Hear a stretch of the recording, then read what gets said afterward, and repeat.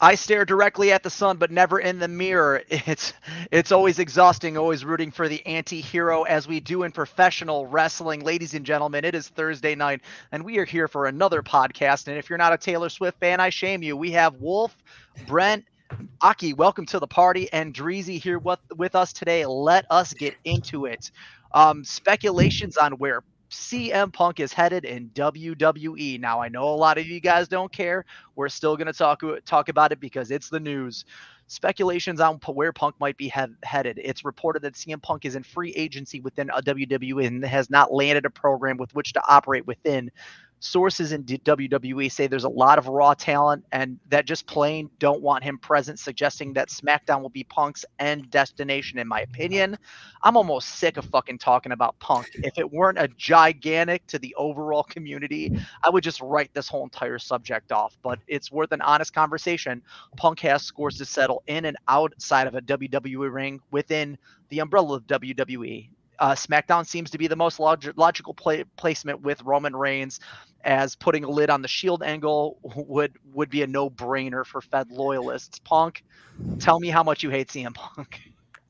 Wolf. Okay. All right. Well, I guess, guys, CM Punk's home. Literally home, because where the fuck is CM Punk? Living on TV all week. He probably already quit, Loki. We just don't know about it. Or got fired. Yeah. Look, I don't know where he's going to end up. I think he's going to bounce back and forth.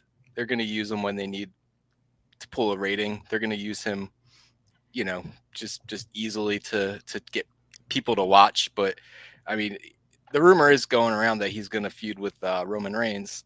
I myself really have no interest in seeing that at all. At all. Maybe it might be funny to watch him lose to Roman Reigns. That might be enjoyable. But that's just me being a bitter asshole about CM Punk. There's also a rumor that he might feud with Seth, so I think that's a little bit more interesting. So if that's the case, I'll probably tune in and watch that a little bit. But yeah, that's all I got to say about CM Punk this week. How about you, Brent?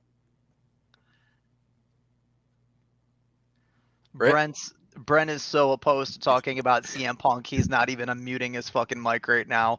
And I'm assuming the same for Aki. No, I was going outside so you wouldn't hear the washer and dryer.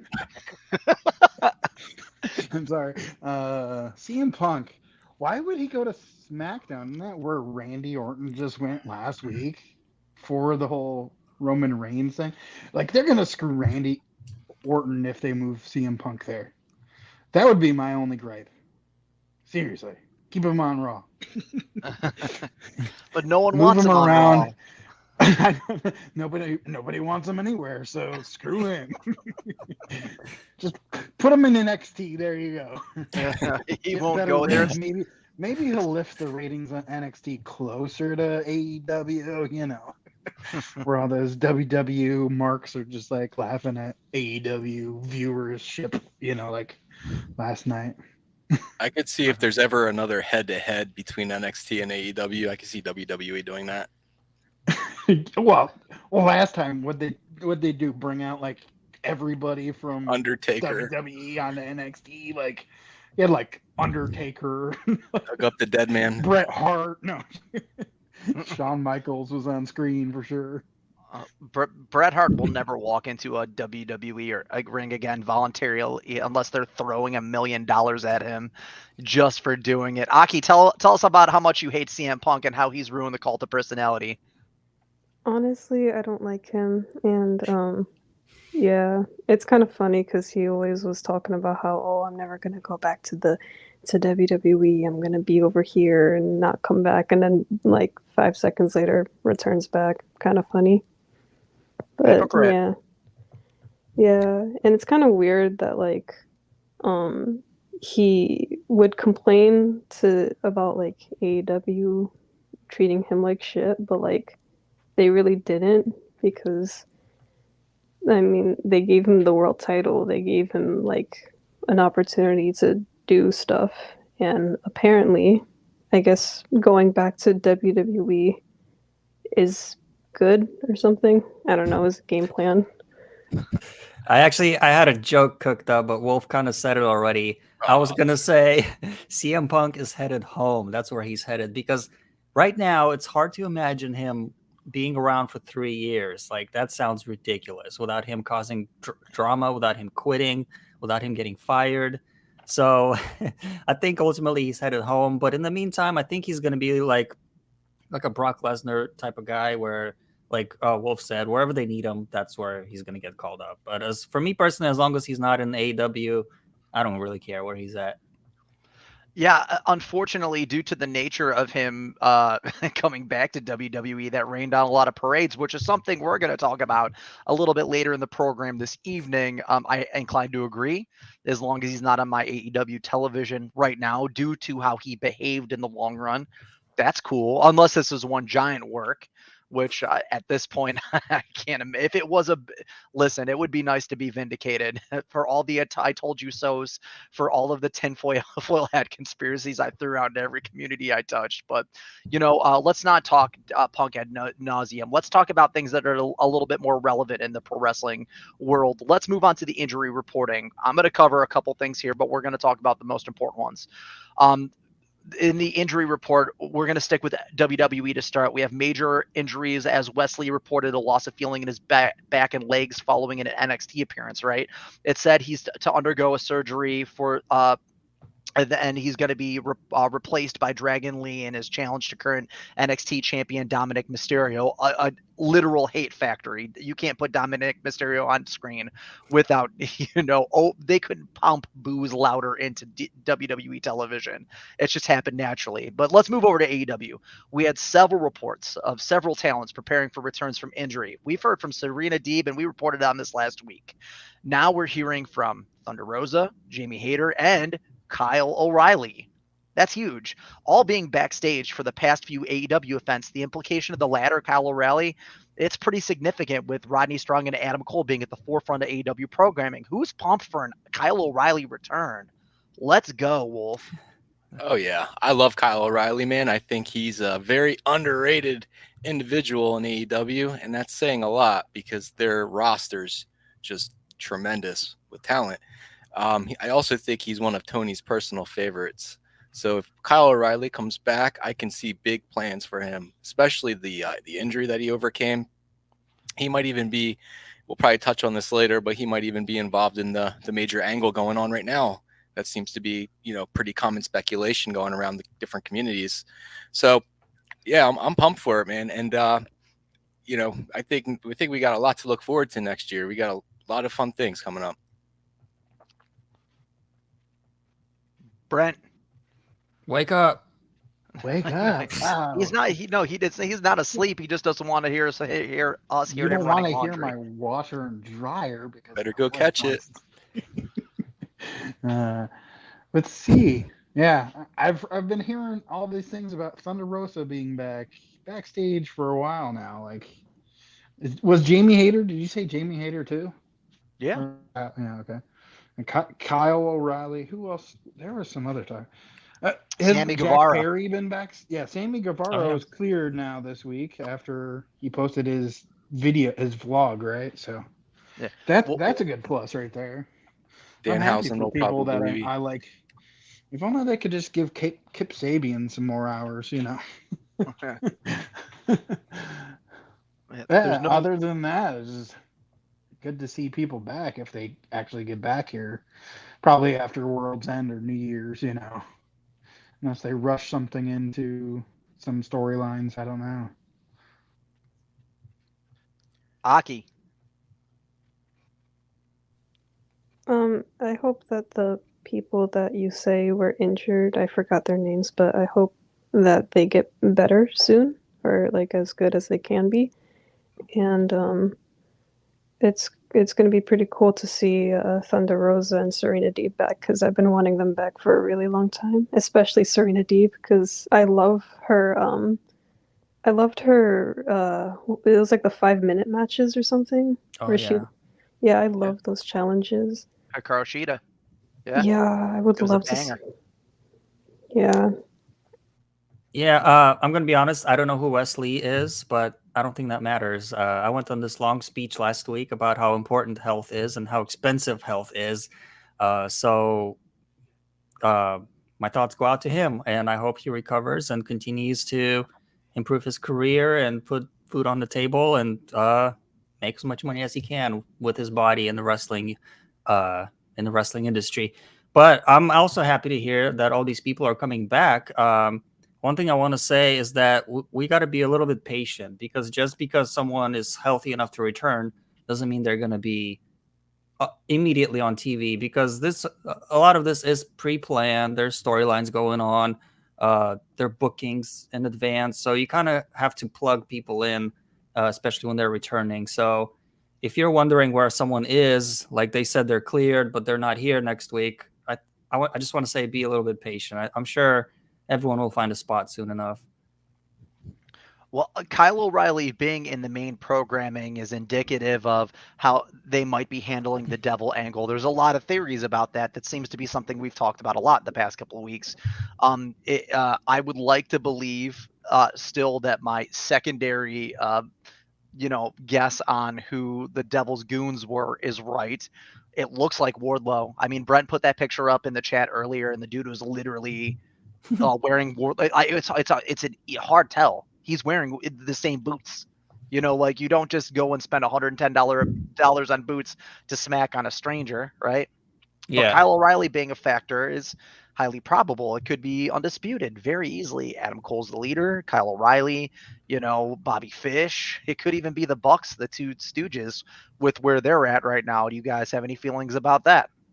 Yeah, I think I spoke on that last week. I think Andre made the point that Jack Perry could be the devil, and I kind of commented that if that's the case, I could see the Young Bucks being involved because they're all buds, and it would add extra flair to the angle.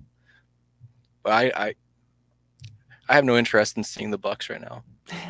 Oh, segue time. No. One thing I want to say very quick. I talked to somebody. It probably was in the group with one of you guys. I can't keep track of everyone that I talked to, but I think that. Sorry, interference. I think that Kyle O'Reilly, even if he's not part of like this initial group of the Devils, I think that he could very well join afterwards. Because I mean, nothing says that the storyline has to stop once the guys are revealed. They can continue dominating for the next year or so. And Kyle O'Reilly and other people can join the group depending on how the story plays out. Brent, did you have something on this?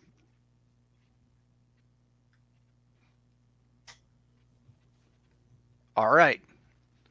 So the Bucks were thrown out a couple times during the course of this part of the conversation, and we're going to segue into the next bit. We're going to talk about something that's going to ultimately be very difficult to discuss. With the revelation of the validity in Brawl In and Brawl Out came the realization that Nick and Matt Jackson have taken more direct roles in meandering with programs away from their planning. Rumors of who started shit between Colt and Punk and in AEW with arrows pointing towards their inner circle are more than prevalent. And then as soon as everything comes to a head and they have to own up to the mess they made, they decide to take a leave of absence. This was their time to rise above and prove that they weren't full of shit, and they stuck their heads in the sand. There is a ton to be said about this. This will be the toughest conversation that we've had on this pod as of yet. Where the hell are the Bucks, Wolf? Who cares? When the company needs them the most, they just dip, kind of like Brent. No, I'm just kidding. No, Brent. He's back. No, like I've said this on last week too. Like, I mean, they're just as to blame as CM Punk. Like, I don't know, man. Like, I can get deep into conspiracy theories, especially with wrestling. We all know that. And was Brawl out of work? Was Brawl out not a work?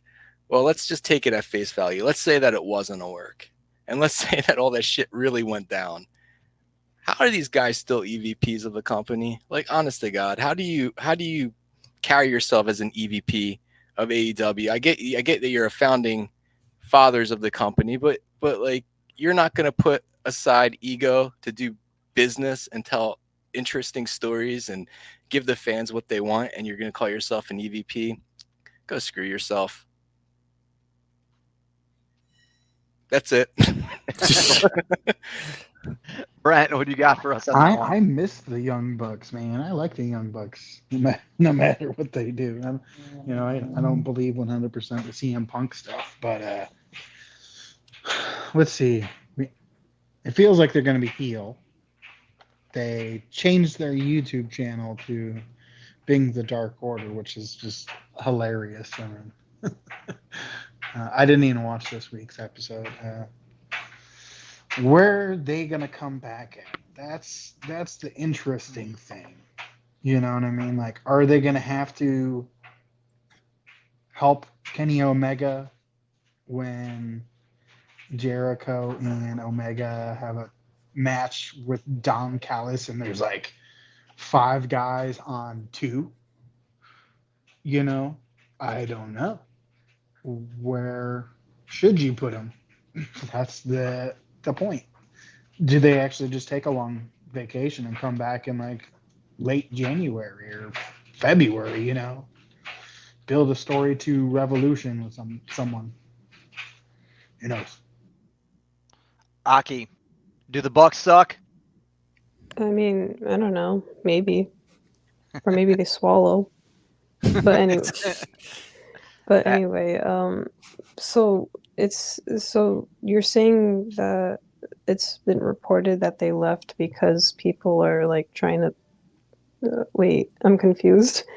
I got you. I'll bring you up to speed. So basically, it was theorized before that there was an issue with the Bucks in terms of how the inner workings of Brawlin came into fruition, and then CM Punk came out and said someone started shit bringing my Colt Cabana drama here over to this company.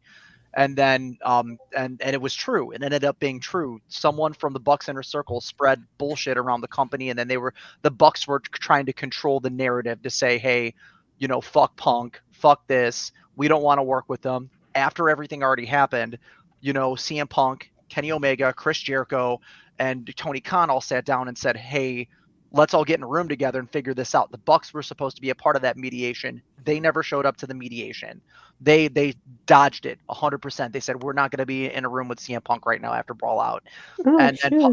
Yeah, dude, it seems like it's like 90 Day Fiance, right? Where is he? We need to have this conversation. But that happened. The Bucks sat on their hands. So and no one did anything in between to mitigate. Now Punk was just to again get you up to speed. Punk was shopping out himself to other promotions. He had Impact which is now TNA say, hey, we're going to pay you to come in for Bound to Glory. And Tony Khan was talking to him about coming back. We believe, and it hasn't been proven, but I believe that the devil story was for Punk, but Punk said, hey, I didn't get my way. We didn't talk this out. This is not how this works. And then decided to go to WWE and took his final shot at AEW. And then as soon as that happened, they're punks, but the Bucks punked out. They said, hey man, this all came to a head. Everyone sees we're assholes now. We're going to come back when things cool off. That's kind of the conversation. Does that make sense? Yeah, I get it now.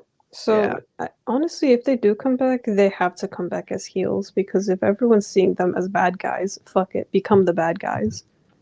Yeah, they were great as heels throughout their entire career. I'd love to see them come back and be Bullet Club. That'd be sweet, right? Oh my god, yes. Too sweet. Yeah, it's a good idea. Yeah, I mean, if they were to embrace the image now, it doesn't buy back their integrity, though. At the end of the day, these are guys that run this company that sold themselves out in order to make a statement to a person who could have ultimately improved the product, whether you like him or not.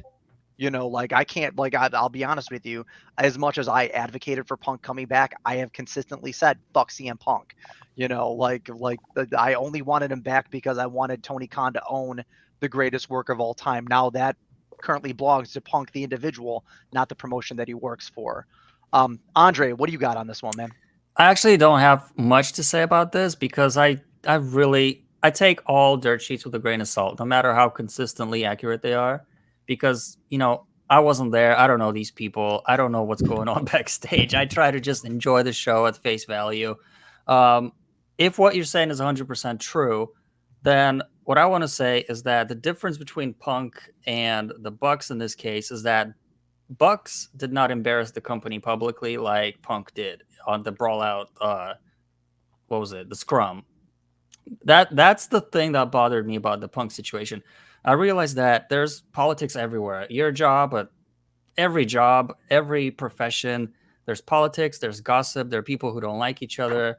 But when you go publicly embarrass the company, you bury your top star like Hangman Adam Page, you embarrass the owner sitting right next to you. That's the part I did not like about Punk. With the Bucks, I haven't seen that. So I'm not really trying to pick sides or anything. I wish everybody just worked together and made their money and made the company grow. And I hope they do that. I do like them as athletes. I like them on my TV screen. They entertain me. They always put on great matches. So I do hope to see them back. I don't really care what role they're in, as long as they're back. And I just want everything to be good, backstage and on my screen. I agree with that statement completely. I'm going to make a poignant point and then quote a person from the hub, not the hub. It's not the hub, but from the page today. Excuse me, hub followers. We're not those people anymore. What cancer hits hardest, right? I hate to make the comparison because cancer is a tragic thing, right? Punk's cancer was a topical cancer. It was easy to slice off the top of it and get rid of it. And now that he's gone, it's pick up and move forward. The company reigns on. But the Bucks cancer exists from within. They went to the root and spread the poison instead of dealing with the issues topically, going to a mediation, dealing with the ultimate issue. What's worse, embarrassing your boss. And at a media scrum when you could just disappear and it not fucking matter, or affecting the company in a way that affects his payroll in the long term. The Bucks fucked up here, and they had the opportunity to come back or stand their ground in the situation and say, "Hey, we fucked up. This is what we did. We're gonna stand here with the company right now and stay on TV and push this product forward." Instead, they went on fucking vacation, like a bunch of children. Yeah. So they expect Moxley to carry the load. It's good. Let Mox carry. Then pay Moxley as an EVP. He deserves it. He put the fucking time in. One thing I want to mention, actually, I forgot. Isn't the whole EVP thing just meaningless, basically? At this point, yes. Yeah. So I mean, didn't I heard them say basically Tony Khan is fully in charge? The whole EVP thing doesn't really matter. It's just like a title that's not really meaningful. Isn't that true? I mean, they don't really have much booking power or anything, do they? Not anymore. Okay. They haven't been on but they did that for themselves. As soon as they weren't getting what they wanted, they took a back seat. Okay. They said it at the first press conference. They said, "We want to change the pro wrestling world. We want to evolve the landscape." And you know what they did? They did that. Good for them. Now people are doing it for them, and they're sitting on their hands. Yeah. Now I promised LaFearon that I would do this. He had a very poignant point. I'm going to read this and we can move on. LaFearon said, "Now that Punk's left, the Bucks have fucked off for a while, and what's left of the Brawl story beats are continuing anyway, so there's no need to feed the dirt sheets with narratives for the marks to froth over." Right? So let's make Danielson AEW social media please to kayfabe a reason why talent aren't going to be talking shit on Twitter anymore. We're going to get to that. Nice. Because of a guy who steadfastly refused to carry any titles because he just wants to wrestle, not carry responsibility, is now going to have time and the will to sit on Twitter watching 200,000 plus AEW's talents post about every little thing. Yeah, okay. We're going to get to that as well. A little preview for the future of the show. We're going to talk about Danielson, but we're going to get there. But continuing on with Brawl in Jungle Boy's back, baby. Jack Perry filed a patent for Jungle Boy this week to use within in-ring. It's known that he's been on a suspension. There's a gigantic storyline going with Christian Cage right now. What direction is going to head? Is this going to head in? Are we getting an imminent Jungle Boy return, Wolf? Yeah, I was thinking about that exact thought. Is he? I could see that.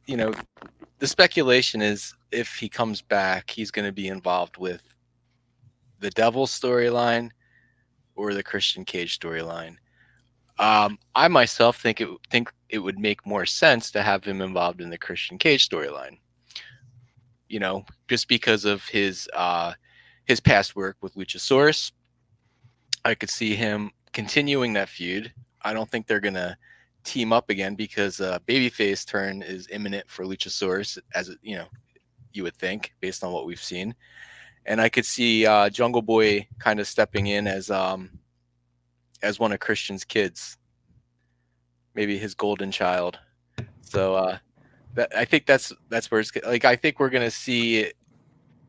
They're going to continue on this devil story. I think there's going to be a lot of speculation, or they're going to have us lean that it's Jungle Boy, but I think ultimately he's going to come back and work with Christian. That's what I got on that. Okay. Brent? Are you talking to me? You might want to move me to the last after this one. Talking to me? Just easier for me to rethink and not say the same thing. I didn't even see that he was repatenting Jungle Boy, or just Jack Perry. Nope, Jungle Boy. Yeah. Wasn't he already Jungle Boy though? So that's confusing. Well, I think he repatented it. I think he was that was his moniker, and then he had to file for another to use it for another 4 years, wherever the patent. Oh, yeah, it's so many year trademark or whatever. Trademark, yeah. Okay, that makes sense. I mean, we already kind of felt like it was coming back, whether it's with Christian Cage or Luchasaurus, definitely. I know that people have been saying Marco Stunt was possibly recuperated fully from whatever major injury he had, right? Like that's really why besides his contract being up. But I don't think he'll come back. But Jack Perry, I did see that they were having a tough decision on where to write him into a storyline. I did see one of those wrestling groups talking about. It might have been Dirt Sheets. It might have been Fightful. I have no idea. I follow so many of those on the social media because I actually like Jack Perry as a wrestler. I really wasn't digging his heel, wasn't as strong as we wanted it to be, but it just was the storyline, I feel. I could see a Luchasaurus and Jack Perry villainous, like Jurassic Express or like a little bit different, so who knows? Yeah. Aki. It should be really cool. I hope that he's in the Christian Cage mix instead of the Devil. I mean, either way, it could work with either the Devil or with Christian Cage. But me personally, I think it would be more cooler if it was Christian Cage, because before Jungle Boy was suspended, he got thrown into the crowd and he basically grabbed Christian's daughter and used her as a shield. If anyone remembered that. Mm-hmm. And I think that would be pretty cool if he came back and did something with Nick Wayne, because Christian Cage originally was with Jungle Boy, and it could cause some sort of beef between the two of them. See who's the real son. I think for Jungle Boy, both storylines make sense. The Devil storyline and the Christian Cage storyline. Although I do think the Christian Cage storyline makes probably a little more sense. My question is, if he comes back, are they going to try to just forget that he turned heel and try to book him as a babyface again? Or are they going to try the heel thing again? Because if he joins Christian Cage, then I don't really see what the ultimate goal is for all these sons, for Christian Cage. I'm not really sure where they're all going to end up. One thing I want to say is that a couple of weeks ago, it looked like Killswitch, aka Luchasaurus, he was kind of questioning Christian. He tried protecting Nick Wayne's mom there for a bit. So he kind of showed signs of a face turn. My concern about Luchasaurus is that if he gets kicked out of the Christian storyline, I don't really see what he's going to do. Because I don't know. I just feel like he almost needs Jungle Boy, but I could be wrong. So that could work if Jungle Boy comes back. But yeah, I'm not really sure. It'll be interesting though. I do like Jungle Boy. I've always liked him. He's a good wrestler, good athlete. He has potential. So yeah, I'm excited about him coming back. He's been gone for a while, so I was actually like wondering what kind of suspension. That's like 4 months now or something like that. Really I'm long. I mean, he's been hiding behind a couple panes of sugar glass, that's for sure. Yeah, it's more probable to believe that the direction they head with Jungle Boy is to pair him back up with Luchasaurus, although it is a little hard to believe because why would Lucha need to protect Nick Wayne's mom now that she's co-conspiring with Christian Cage? We don't know where that story is going to head. Honestly, I think that's going to be a next week reveal, which would I make a have lot a more sense. Aki? Yeah, I have a theory. I think that she's not with Christian or Adam Copeland. I think that she just doesn't like either of them doing anything with her son. She's like a protective person, obviously, because if you notice, she obviously doesn't like Christian because he manipulated Nick into joining his side, and now she doesn't like Adam Copeland because he probably crushed his skull. So I think I don't think she's joining Christian Cage at all. I think what she's doing is basically getting back at everyone who hurt Nick Wayne, possibly so that she can turn him good or something. I don't know, or maybe I don't know. That's just my theory. But if that was the case, why did she only hit Copeland with the belt yesterday? She could have hit Christian also. Yeah, I'm fair point, but this it's just a theory. Okay, I yeah. Yeah. It's possible. It's possible. Yeah. A wrestling theory. Hijack from another YouTube page. Yeah, I mean, and it's a good theory to have. I mean, obviously, it's on both sides of the spectrum. If I were a parent in this situation, I'd hit both of them. One for beating the shit out of my kid and possibly hurting him, and the other one for pretending to be his father and abandoning him because he's already got a dead dad, right? Your father's dead. I mean, I get the fact that they will rock that so hard.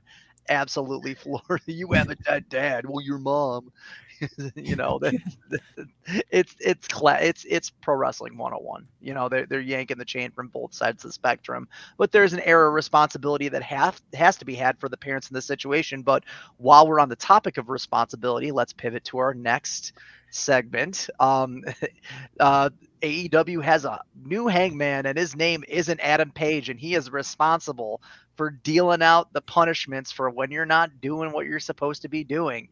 Bryan Danielson has taken a direct role in dealing out punishment for talent violating contractual bylaws, and he's handed out a few fines already. He's nailing people for social media abuse in the AEW locker rooms. Reporting is that Andretti took some shit for that CM Punk post he made the day of Survivor Series, and another unknown AEW talent has spoken out about receiving a fine. We don't know the second one. Danielson is a known paragon for the moral high ground. How cool is this shit? The dude's not only cracking skulls on screen, he's fracturing orbitals in the locker room. Wolf, what do you think about this, man? Excuse me, if there's anybody who's right for the job, it's Danielson. He's just so respected and so careful with maintaining the culture in the locker room. It's all look, I think LaFuron took the words out of my mouth. I don't know why they're delegating this task to Danielson. Shouldn't they have a whole office team or a department that monitors social media and handles that internally? Why are they delegating that task to an active wrestler? Maybe it's because that these guys and these women and men, they respect them. I don't know. I think it's interesting, but it's fun to speculate too who the other person is. Well, Possibly. I mean, Yeah. you got to look at the Fed from way back when. JR had that responsibility, and he was live commenting every single week. I mean, Yeah. it's crossing the streams. They trusted JR to have that same responsibility. If you ever seen the plane ride from hell, he fired like 7 half the people. plane. Yeah. Ric Flair got away with what he got away with, and half the other half of the plane were all chopped up on Quaaludes, and the other half got fired. So, I mean, but that's the same responsibility Bryan Danielson has. Sounds like he's going to handle it a little more responsibly. Aki, do you got thoughts on this?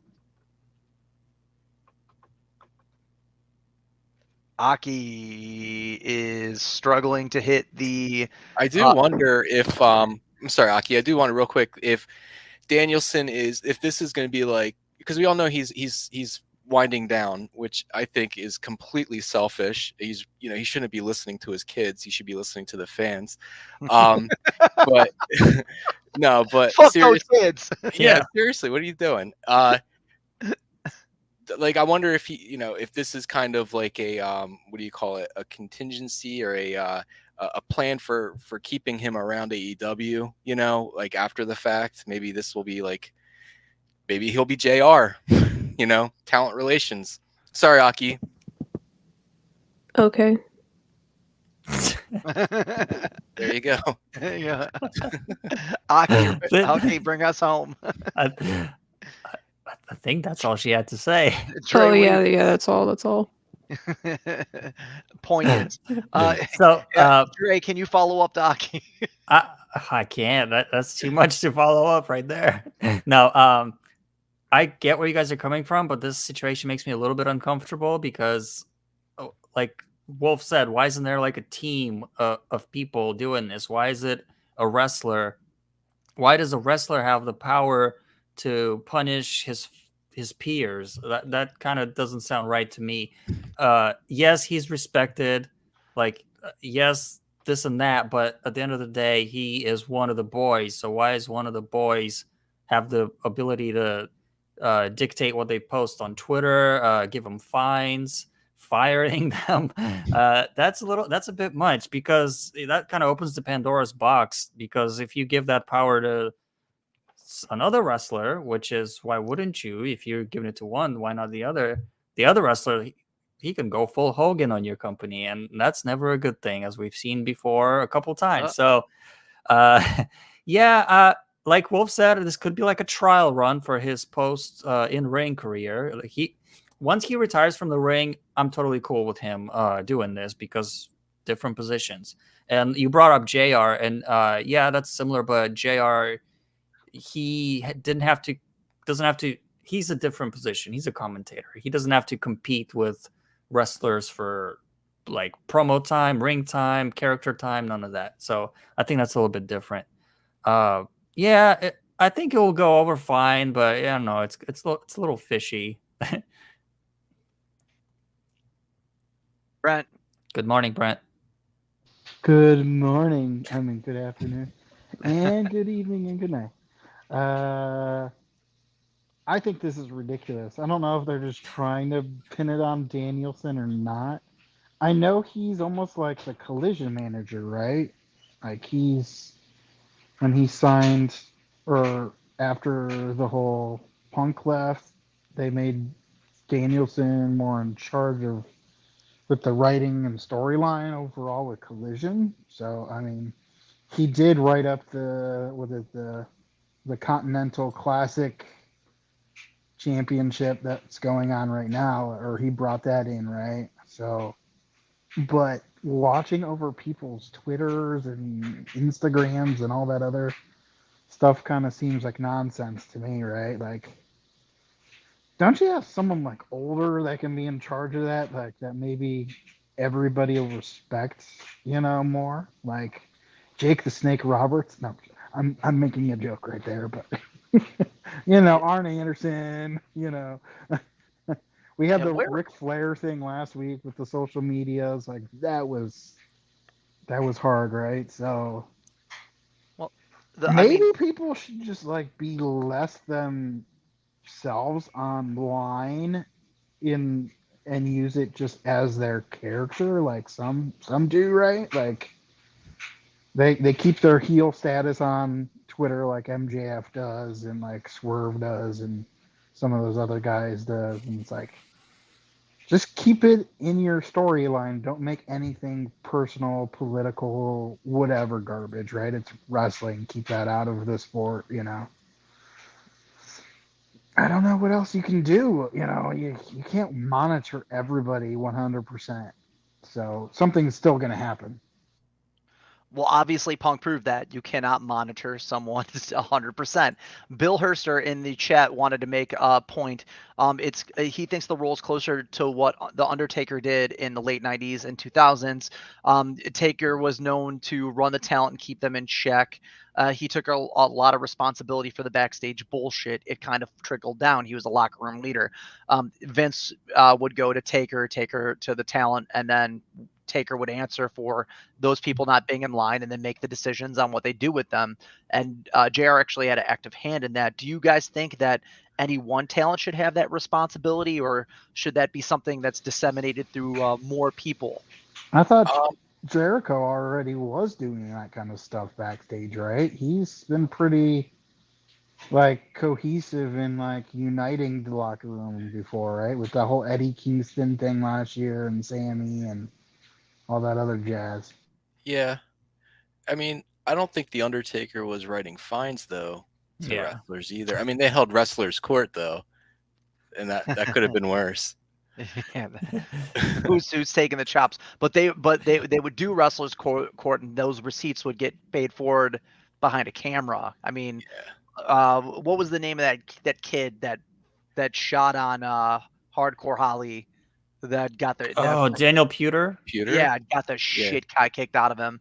Yeah. And then he was outed in Royal Rumble too. He was the third in the Royal Rumble. He was ganged up on them. They all took turns kicking the shit out of him and tossed him. He was never seen behind a WWE camera again. Do you think that sort of leadership in AEW would have an impact on how people behaved backstage? Because honestly, devil's advocate, and I'm not talking about the devil. Some of the stories we hear about people acting out in AEW can get kind of wild. It can. I think it's a balance. I don't think they were insane back in the day. I mean, think of one of the guys who was in the ring with Pewter and what ended up happening to him. I mean, these guys were a little unhinged. I think there's a more of a respect factor, involved in wrestling and trying to upkeep that and not letting things get leaked out to us. And I think there's an honor in protecting that, but to the point of humiliation or hazing an individual, a human being, I don't think that's right. I think fines are sufficient, but I think they should just be managed internally by the office. I completely agree. You got to remember, 30 years ago was a different time, and it would not fly today, because back then, if you remember, they were getting in fights, they were doing drugs backstage, they were shitting in each other's bags.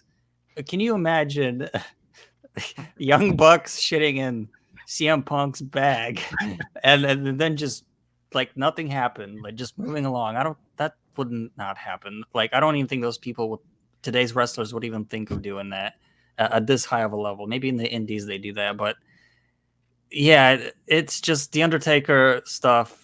There was a lot of bullying back then.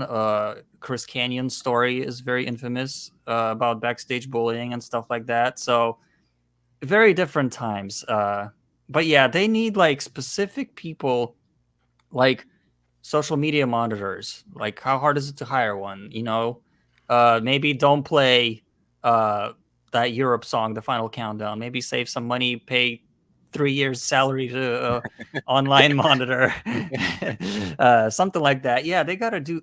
Yeah, it just sounds a little bit amateur when you have a wrestler doing this. Well, I mean, would you rather have someone shit in your bag, or would you rather have someone bite your dog? Pick. The dude shares a bank account with his mom. My dog will bite back. My bag will not shit back on the wrestler that shit in it. Dear God.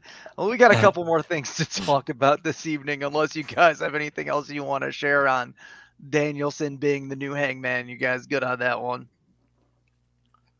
We took that a little long, right? Yeah, yeah, we ad nauseum, my friend. Well, I don't, honestly, I had a couple more planned for this evening, but let's kind of condense the rest of the show, because we're still gonna recap Dynamite. I'm gonna compress this into one. Quick little tinfoil hat. We got Finlay versus Mox versus Ospreay next year in Japan. Is Osprey gonna carry all the international titles?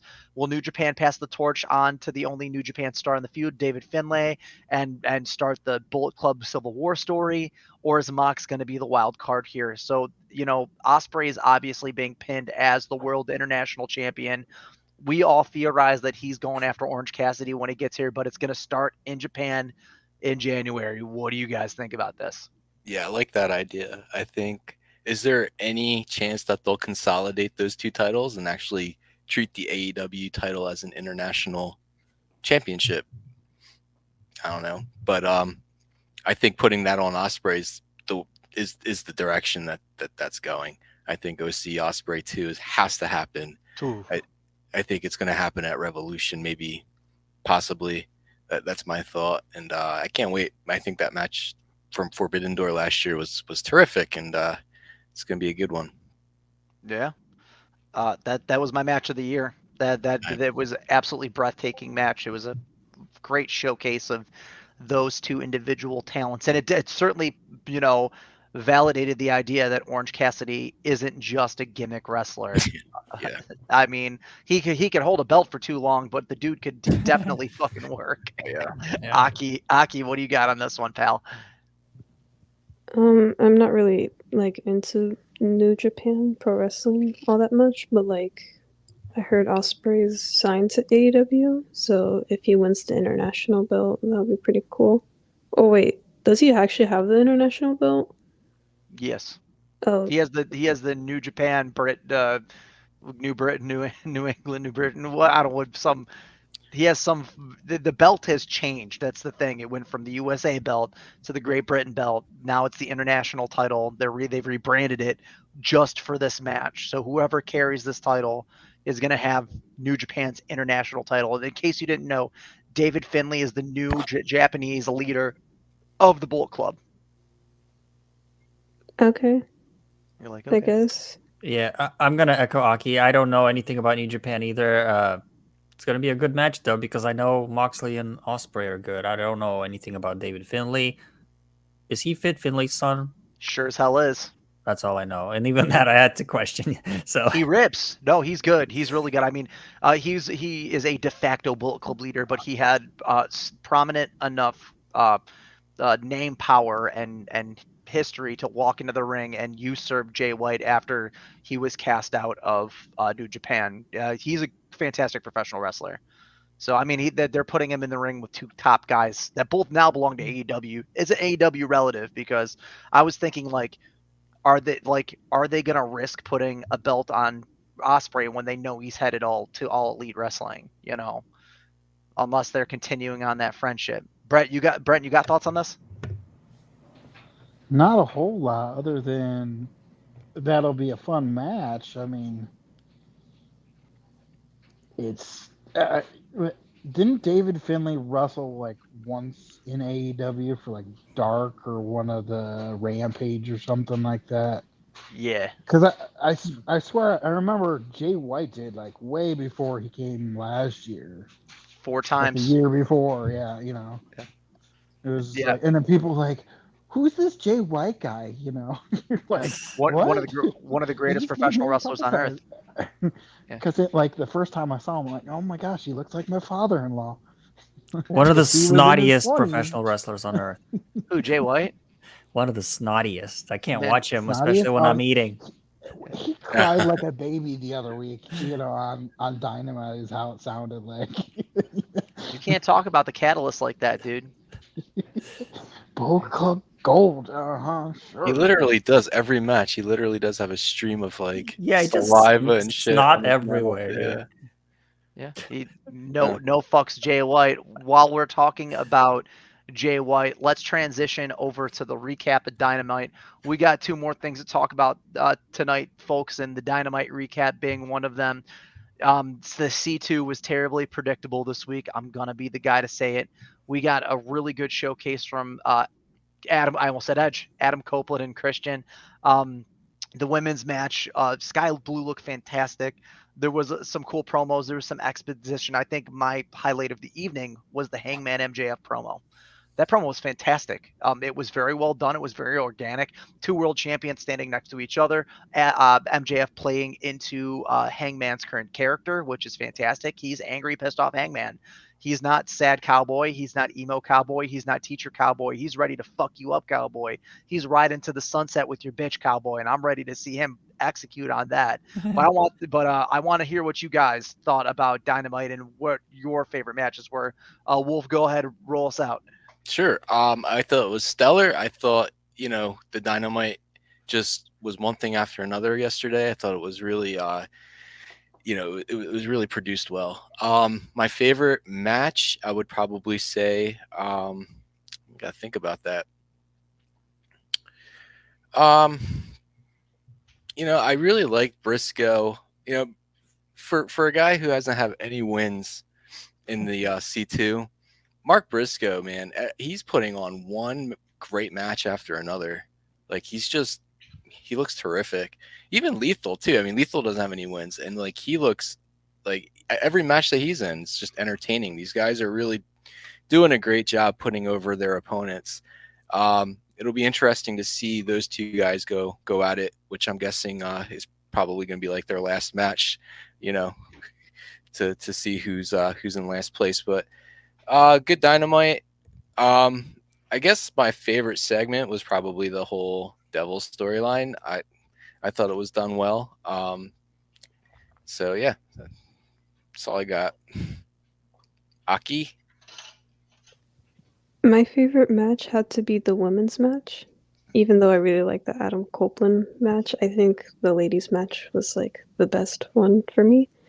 And my favorite segment had to be MJF being backstage and like apparently the devil did something to him, because I don't know if any of you guys noticed, but there was a broken bottle like right next to him, and my theory is that it's an alcohol bottle, and everyone knows that Hangman likes his alcohol, so it plants a seed that maybe Hangman either attacked him or maybe Hangman is the devil. I don't know. I agree 100%. That whole MJF and Hangman segment was, it's not that it was just good, but it just kind of came out of nowhere because MJF is feuding with so many guys, and then he's just butting heads with Hangman out of nowhere, and it just worked perfectly, I think. And I love the whole mystery of the beer bottle. Yes, I noticed the beer bottle too smashed over MJF's head. I think that's the devil setting up Hangman. I don't think Hangman actually attacked him, but MJF next week will probably be like, "Hey, what's the deal with that beer bottle? It was Hangman that attacked me," or maybe Roddy will kind of tell him, because Roddy Strong is going to have a match with Hangman next week. So I think it's all going to connect together. Regarding this segment, though, I am a little bit disappointed that the tag team match against the Devil's Goons didn't take place, because I was really curious to see if we can recognize who the wrestlers are, or if they even get unmasked. I was kind of looking forward to that, but it kind of didn't really go anywhere. But it was still good, really good show, and it's a good show because about 3/4 of the way through, I was like, "Wait, what's the main event tonight?" And then I was like, "Oh my god, it's freaking Edge and Christian!" Because I was like, "We already had all these bangers. Like, what's left?" And this biggest banger was left. And my actual favorite match would probably be Roosh versus John Moxley. That really slapped. Yeah, good show. I'm excited about. Well, not excited for Collision because I read the spoilers and it was interesting. So if you guys don't know what happens, I hope you watch, and I think you'll find it pretty interesting. But I'm excited about next week's Dynamite. What about you, Hulk and Brent? Hulk and Brent over here, man. I tell you, Hangman came on. He started with his Swerve Strickland. You're like, oh, we're gonna go back to Swerve Strickland here again, and then here comes MJF sneaking up. And as soon as that devil thing happened, and you saw the crashed beer bottle, your instant thing is, okay, next week he's gonna bring up again Hangman Adam Page. Even though I'm pretty sure that's just like, that's to throw you off of any scent with possibly Wardlow in those boots. We know those were exactly the same boots, right? It got to throw you off. They also had like 4 different goons because those guys on the ring side looked like all skinny looking like That's true. Yeah. guys. You know what I mean? Like we're gonna throw you off with different guys in ring apparel again. Um, I would say the Roosh Moxley match was good, and I really don't like watching Moxley matches half the time. Like they just all end either the same, like a roll up, or this one like with the sleeper. And I wanted Roosh to win it. Like I just wanted him to get tied at 6, and Moxley to be at 6, and then Jay White to be at 6, and then Swerve just be the only one at 9. You know, like. And you're just like thinking, who can get up there? You know, now it's Swerve and Moxley next week, and predicting that that's going to be a tie. Wolf even I think mentioned that in the chat earlier today. Like that seems more than likely, and I think a lot of these ones towards the end, you can definitely they're gonna be tough. I would assume that, like you said, the Briscoe and Jay Lethal to be last, and that could possibly be a tie where like they just end with 1 point each. Well, they didn't have 0 at least, but it was a good old. That's what I said. Like, yeah, you forgot who the main event was. Oh gosh, Christian Cope and the rated R superstar Adam Copeland. And I was saying, man, Edge or Adam Copeland looks really good here. Like he looked better than I've ever seen him in WWE in the last 2 years or whatever. Whenever he came back and he was with Judgment Day and all that stuff, and that feud with Judgment Day, and because I was like, yeah, even like his legs and like his tone of his body was like in good shape, and you're like, overall, he's good. He's wrestling more risky than what I saw in that cage match with Balor. with Finn Balor last year. That they had a cutaway where he really did get cut by the ladder or whatever on that match. No blood in Hell in a Cells. Nope, we're not allowed to have real blood in cell match, But yeah, because I'm Also, like, that double there spear used to be part was crazy that too. there used to be that thing with Dynamite. Like you get like 2 or 3 good Dynamites, and then you'll have like one really bad one. So like we haven't had a bad one since this tournament started. So we probably won't get a bad one till after the tournament, right? I mean, or towards when this tournament's over in general. So Winter's because coming. even the women's match with Tony Storm and Sky Blue was pretty good. She didn't really have to cheat to win it either. So, and unless you want to say it was a cheat because she was holding the tights, I don't know.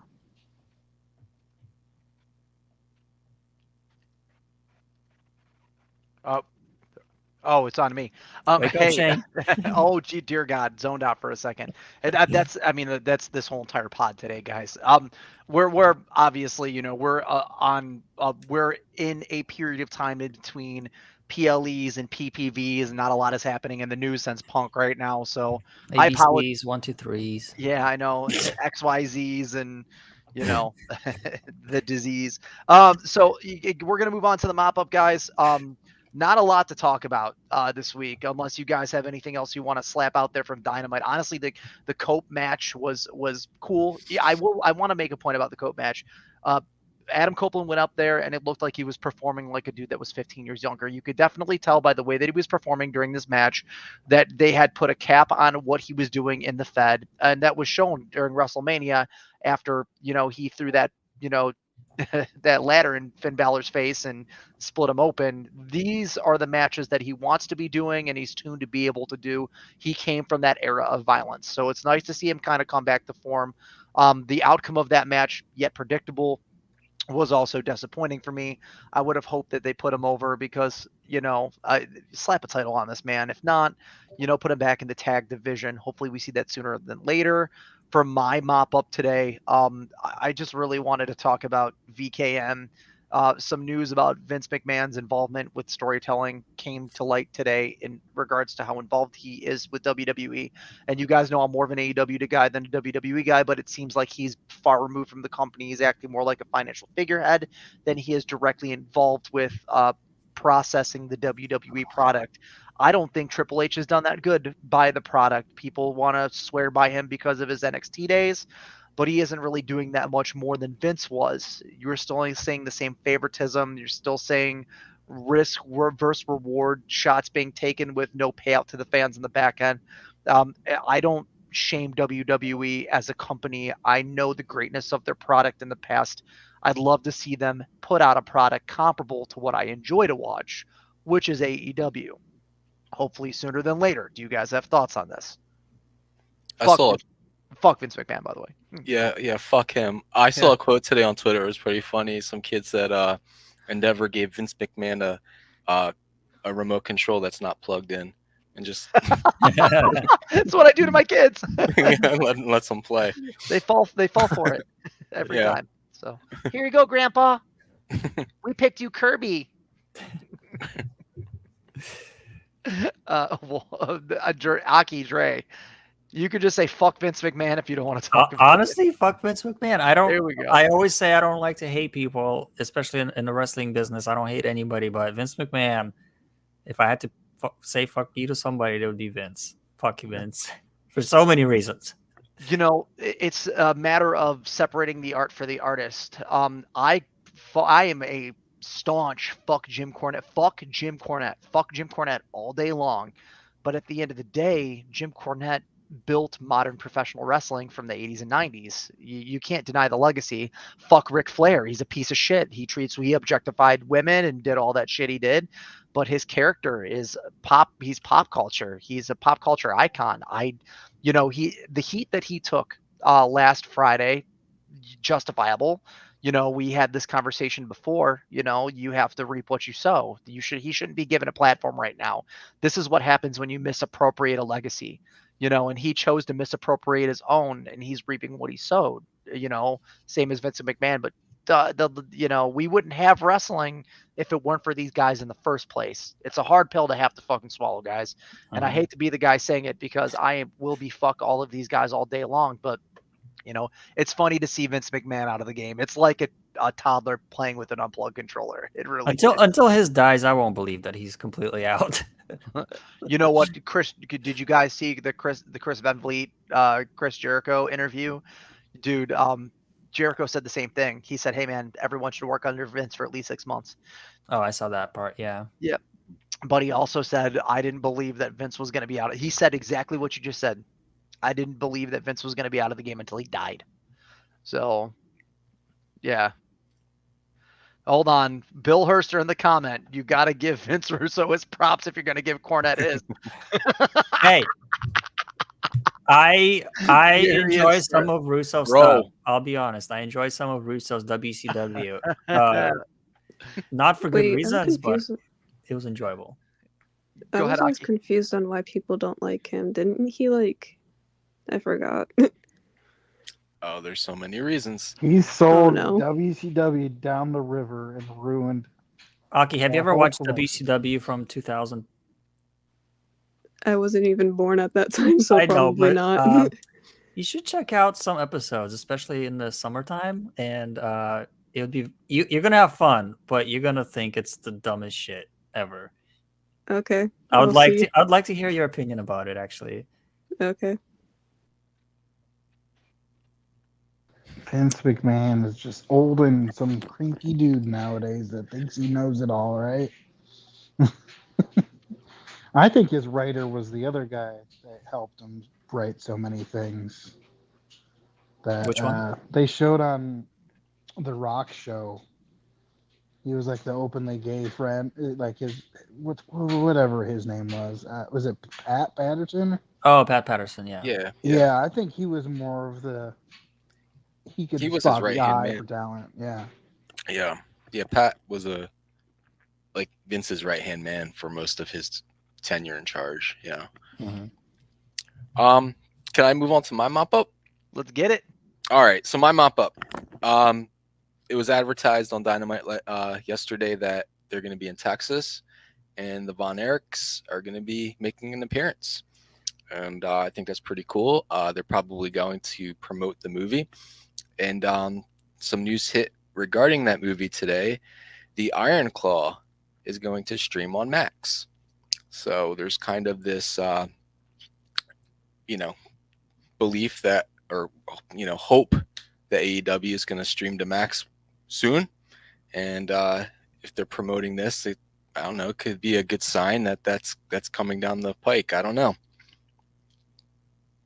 That's all I got. I think that's cool. I love Max. Max is my favorite streaming platform, so they always come through with these movies. I'm so used to not going to the movie theater, and I'm glad that I don't have to for this one. I can just watch it with my dad, and hopefully it's a good movie. A24, I'm not a big fan of A24 movies, but they are always very creative and very different and very good in terms of critical acclaim. So when it's a subject matter that I'm interested in, such as wrestling, I think it's gonna be good.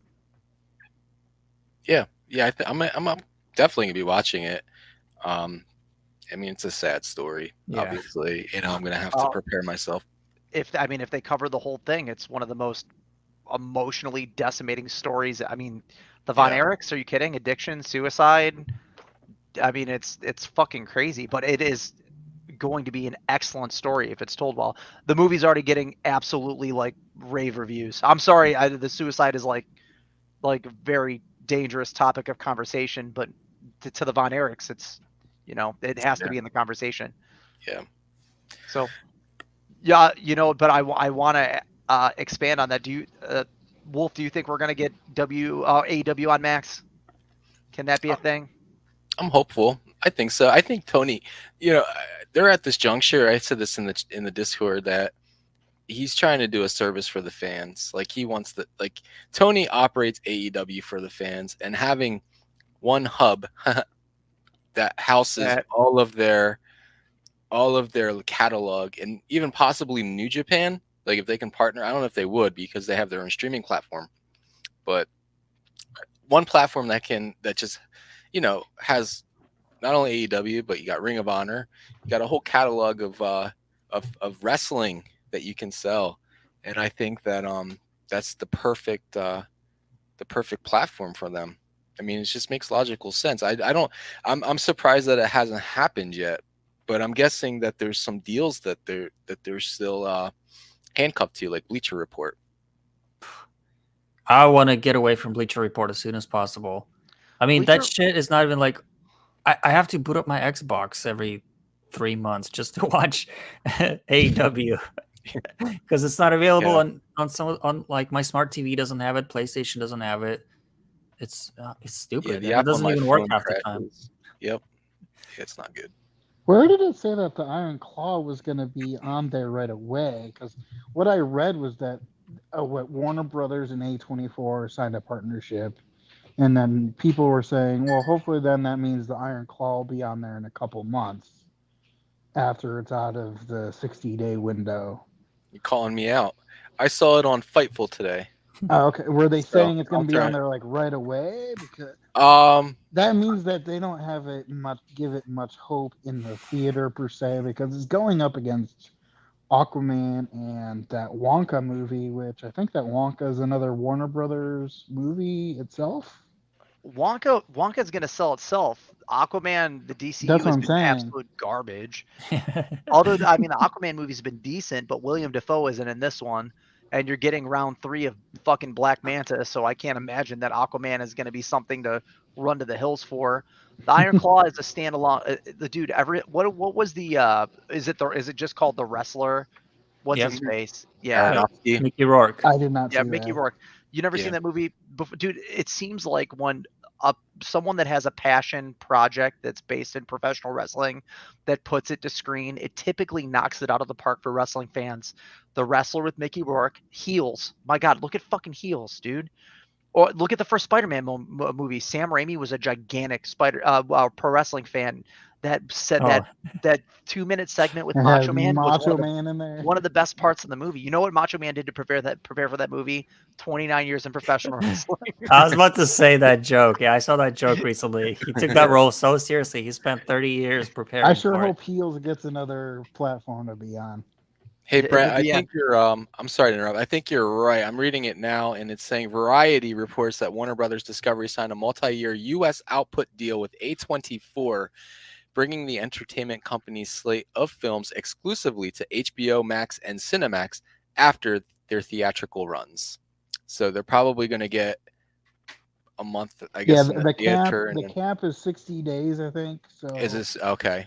and that depends on how good they're doing in the theater. It might be like the studio might be like, I'm going to give it a 45-day or 30-day, because there have been some of them on there that have come out quicker. So Typically, A24 movies, they don't stay in theaters for very long because they don't really draw much. I'm trying to think of but a they movie are I've very seen low with budget, them so on they it, always make a too. lot of money compared to what they spend. So it'll probably be in theater for about 3 weeks, maybe, I would say. Bill saying in the chat that the UK release is February 9th, so it won't be until after that. So I would imagine that they're prepping for an AEW streamed rollout. I would hope it would be on Max. If it hits Max, we could almost guarantee that the Warner Brothers Discovery is going to favor AEW in terms of whatever they're doing in the future, because putting AEW in a streaming service as big as Max means a long-term investment, right? Yeah, I mean, Bleacher Report's already up there. As much as we hate the fucking Bleacher Report app, it serves its purpose. It was a startup app for TK. He could have gone Fight TV, right? But Fight TV is a little more smaller in scale, and it utilizes the same apparatus that Bleacher Report does, and they're both garbage. They're both hot garbage. They're both BR always works for me when I used it. I think there was one time it didn't work till the event started. Bro, you were sitting in my house when I was sitting there panicking over Bleacher Was it? Report. Yeah, every time I went over to your house, it started right away. So there was the one time, it was me, you, Stefan, John. I was trying to put it on the TV, and it was Wembley. And then we had the show, and I was like panicking, like, we need to get this done and over with because I have a show in 4 hours. That was a fun night. But Bleacher Report, I mean, like, if they gentrified Bleacher Report, it would be solid. You know, at the end of the day, I do not see that. Bleacher Report's the second shit. It's about as rudimentary as Newgrounds. There, I said it. R.I.P. Flash. Dreezy, do you have something for the mop up today? Aki, you have something you want to talk about with pro wrestling? You can go first, Aki, if you have something. I don't have anything. Nice. I don't have anything that's kind of relatable, like modern, like today, that's relevant today. But I just want to say 2023 has been a pretty rough year, and AEW has been a big highlight of my year. Every Wednesday, every Saturday now, I look forward to it, and I just enjoy it. And people hate on it on the internet, but if anyone that works for AEW hears this message somehow, I just want to thank everyone that works on AEW. Everyone from Tony Khan down to the little janitors. I've been to 4 shows this year. Some of the best times that I had this year was at AEW shows. So I'm thankful for AEW, and I hope they stick around for a long time and continue to put on a good show that I really enjoy. Hell yeah. Hell yeah. I could talk on that. I could talk on that for a second, man. AEW is fantastic, man. that was positive, man. No. And Dreezy always comes with the heat on this stuff, man. Yeah. Listen, AEW is not only a microcosm; it is a greater part of what we all grew up loving about professional wrestling. It's a little bit of WWF, WWE, WCW, ECW, and it finds a way to really bring that out in its programming. People don't understand it because they're brainwashed. I said this earlier in the chat. Yeah. And it's like, you guys ever play Final Fantasy VII? Yes, Negative. no, maybe. Sorry. It's the Shinra. Or how about Resident Evil? Sure, yes. It's the umbrella corporation of wrestling promotions. Okay, Man. yeah. They do as much good as they do bad, and they're Mhm. controlling the narrative about what they do as a company, and they're trying to brainwash anyone that's competitive into believing what they're doing is the best thing that's happening. People that watch that form of media don't realize, because they've been force-fed this for 30 years. It's the only thing that's been in America. The indies were never big enough back then because WWE was buying all of them up and then using them as performance centers. That's what happened in the 80s, 90s, and early 2000s. And then we got products like NXT before we even got exposed to things like TNA, Spike, Impact Wrestling, Ring of Honor, IWG, IWC, all of these other companies that put out wrestling that is what we're watching now. Yeah, I mean, like PWG specifically, everyone you watch on AEW was in at PWG at some point, some in New Japan and some in WWE at this point. But the takeaway is that we're being spoon fed some of the greatest moments in professional wrestling. That's what this company was designed to do when it came out. And for the naysayers out there, before you shit on the product, watch it. And if you don't like it, then cool. But if you haven't watched it, shut the fuck up forever. Shut up. Shut the fuck up. Seriously. You're wasting everyone's time putting bullshit and misinformation into the ether. I mean, like, but for the bad parts of AEW, that they exist, but you're talking about a company that you're comparing it to a company that reemployed CM Punk after all of the shit CM Punk talked about the company, and and willingly employed Ric Flair until AEW picked him up. Brent, what do you got for the mob? I can't even think about the mop up other than what are they going to do with these returning wrestlers in AEW like Thunder Rosa, Jamie Hayter? Where do we start off those stories? You ease them back in, yes, probably, but those are the only things that I can hope for. Is what are we going to go from here? Where's AEW going to go after the C2, right? To the top. Baby. I mean, you hope they could get better numbers on live TV, but I just think a lot of the fans like to watch it after the fact, and so you'll never get an accurate reading of viewership. And that's where people, the WWE fans are like, oh, look, they could barely get these numbers, and they're failing now. Like, who cares? Those are live viewership numbers. A lot of people steal it offline. They don't have cable. They are using a streaming service that's not going to register your viewership. So that's the problem. They're still buying the pay-per-views, the T-shirts. They're still supporting their people online. I mean, Right? the numbers speak for themselves. You have a 500,000 people that buy the pay-per-views at $50 a pop. You have a viewership in the 1.4s. It's comparable to WWE. It's not going to. I see more AEW shirts and hoodies than I see of WWE wrestlers, and if I do, it's Roman Reigns. And then I look at them and I'm like, this person must have a problem with their head. And this person listens to Nickelback. They must like John Cena too. So they drink Diet Pepsi and listen to Nickelback. Listen, we could chort over AEW. It's not a matter of supremacy. It's a matter of preference. And to the smartest of marks, we know where our hearts are, I'm not here to spread but it's Andre's job to do the inspirational stuff on this channel, not mine. Yeah. I'm the preacher. Yeah, I'm here to talk facts. And at the end of the day, AEW's already proven its case for a profitable product that represents the greater good of professional wrestling. Whether people want to see that it's about being objective. And if you want to allow yourself to be brainwashed and drink that bullshit Kool-Aid, that's fine. Enjoy your plain fucking hamburger. Cash it in at the end of the day. You'll be a diabetic in 20 years and you'll be shaming yourself because you never got to see the cool stuff in the long run. The promotion that you signed up for hasn't showed blood on a screen for 11 years, and that's bullshit, right? It's a combat sport. It's fake people fighting. The least you could do is make it look realistic to some degree. And treat the women like women instead of objectifying them or placating into, female stereotypes, which both promotions do, but one less than the other. Guys, listen, we have reached the end of the show.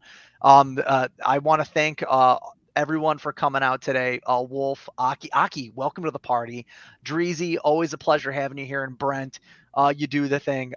We've had some growth in our Discord. Want to shout out the people that put that in place. We do this thing every Tuesday and Thursday. Hopefully next week we'll have some cool things to talk about. If you read us down below, I'm gonna attach our Discord server to this chat for the 19 people that watched us and the other people that dived in and out. We want to thank you for supporting our community. We're signing off. You guys have a fantastic evening. Guys, take it easy. Hulk out. See ya. See you.